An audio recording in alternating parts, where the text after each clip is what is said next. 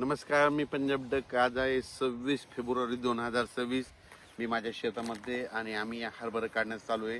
हे 10 नोव्हेंबरची पेरणी नाळ्याला कम्प्लीट आहे. त्यानं 106 दिवस झाले. 4-5 दिवसाखालीच काढायला आलो होतं. खरं तर 100 दिवसालाच काढायला आलो होतो, पण या ठिकाणी पाऊस असल्यामुळे आम्ही थांबिलो होतो की वारं सुटणार होतं आणि वारं सुटल्या हे उडून गेले असते. तर हे आमचं हरभरा आहे.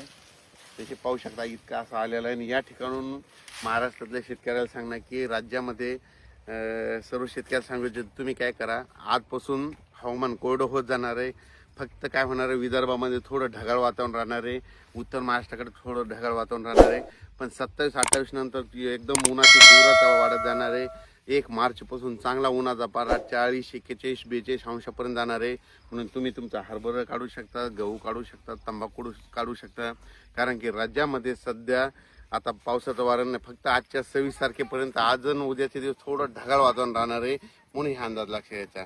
राज्यात पूर्व विदर्भ क्षेत्रातल्या शेतकऱ्याला सांगू इच्छितो, वर्धा, नागपूर, भंडारा, गोंदिया, चंद्रपूर, यवतमाळ, वाशिम, हिंगोली, नांदेड, अकोला, अमरावती या शेतकऱ्याला सांगू इच्छितो की आणखीन 26 आणि 27 2 दिवस तुमच्याकडे आभाळ राहणार आहे. पाऊस काय येणार नाही, त्याच्यामुळे काही चिंता करायची गरज नाही. तुम्ही तुमचं ते हरभरा काढू शकता. मराठवाड्यामध्ये नांदेड जिल्हा, परभणी जिल्हा, हिंगोली जिल्हा, लातूर जिल्हा, बीड जिल्हा, धाराशिव जिल्हा, जालना जिल्हा, संभाजीनगर त्या जिल्ह्यातल्या या सर्व शेतकऱ्यांना सांगू इच्छितो की तुम्ही आजपासून तुम्ही तुमचा हरभरा, गहू काढा, कांदा काढा. कारण की आजपासून हवामान कोरडं होत जाणार आहे, पाऊस काय येणार नाही. त्याच्यामुळं शेतकऱ्यासाठी आनंदाची बातमी.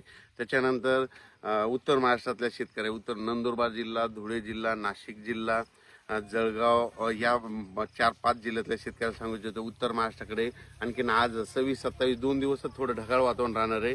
पण त्याच्यानंतर काय होणार आहे, परत उन्हाची पारा वाढत जाणार आहे. 39-40 अंशापर्यंत उत्तर महाराष्ट्राचा देखील पारा जाणार आहे. म्हणून हा अंदाज सर्व शेतकऱ्यांनी लक्षात घ्यायचा. त्याच्यानंतर पश्चिम महाराष्ट्रातल्या शेतकऱ्याला सांगू इच्छितो की आणखीन 2 दिवस आज आणि उद्या दिवस थोडं फार ढगाळ वातावरण राहील. पण त्याच्यानंतर 27-28 1 मार्चपासून राज्यात परत चांगलं पश्चिम महाराष्ट्राकडे देखील ऊन वाढणार आहे. म्हणून द्राक्ष शेतकऱ्यासाठी आनंदाची बातमी. आता सध्या पाऊस काय येणार नाही, म्हणून हा अंदाज द्राक्ष शेतकऱ्यांनी लक्षात द्यायचा. फक्त राज्यात आता 2 दिवस थोडं ढगाळ वातावरण राहणार आहे. म्हणून हा अंदाज सर्व शेतकऱ्यांनी लक्षात द्यायचा. पश्चिम महाराष्ट्रामध्ये सातारा जिल्हा, सांगली जिल्हा, सोलापूर, कोल्हापूर, पुणे, अहिल्यानगर या शेतकऱ्यांनी, कोकण पट्ट्यातल्या शेतकऱ्यांनी लक्षात घ्यायचा. कारण की आता सध्या तरी आता 15-20 दिवस काही पाऊस येणार नाही, त्याच्यामुळे काही चिंता करायची गरज नाही. उलट उन्हाचा पारा वाढत जाणार आहे. काही काही ठिकाणी 42-43 अंशापर्यंत देखील विदर्भात पारा वाढणार आहे. पश्चिम महाराष्ट्राकडे 38-39 पर्यंत पारा राहील. मराठवाड्याकडे 40-41 पारा राहील. त्याच्या उत्तर महाराष्ट्राकडे 39-40 अंशापर्यंत पारा राहील. म्हणून हा अंदाज सर्व शेतकऱ्यांनी लक्षात घ्यायचा. सर्वप्रथम कर्नाटक तेलंगणाचे जे शेतकरी तंबाखू काढणार आहे त्यांना सांगू इच्छितो की तुम्ही आता तंबाखू काढू शकता. कारण की तुमच्याकडे आता सध्या तरी 15-20 दिवस पर्यंत तरी पाऊस येणार नाही. म्हणून हे अंदाज लक्षात द्यायचा. मग राज्यातल्या सर्व शेतकऱ्याला सांगू इच्छितो मग आता याच्यानंतर अवकाळी कधी येणार आहे, तर ते देखील सर्व शेतकऱ्याला सांगू इच्छितो की मार्चच्या शेवटच्या आठवड्यात पुन्हा एकदा असंच वातावरण तयार होईल. कधी? मार्चच्या शेवटच्या आठवड्यात.